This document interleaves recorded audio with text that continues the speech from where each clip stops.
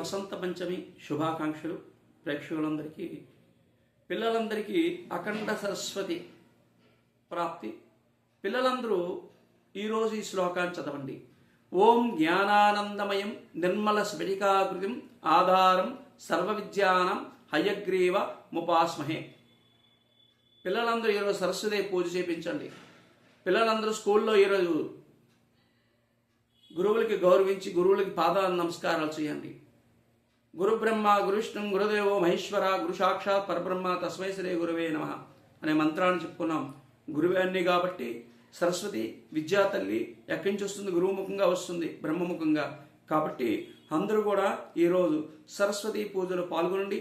అదేవిధంగా అవలేని పిల్లల్ని అక్షరాభ్యాసం చేయాలంటే ఈరోజు చాలా మంచికరమైన రోజు.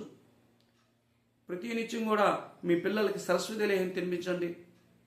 ఆ సరస్వతి లేహం తినిపించి 6 గంటలకి ఓం ఐం సరస్వత్యై నమః అనే మంత్రాన్ని ఒక పేపర్ మీద రోజుకు 108 సార్లు రాపించండి. అఖండ సరస్వతి తెలుస్తుంది. మరికొన్ని వివరాల కోసం మీ రవి శర్మ సెల్ నంబరు మీకు పెట్టడం జరుగుతుంది యూట్యూబ్లో. మీకు ఇంకా ఏవైనా కావాలంటే నాకు కాల్ చేయండి. నమో భగవతే రుద్రాయ ఓం ఐం సరస్వత్యై నమః.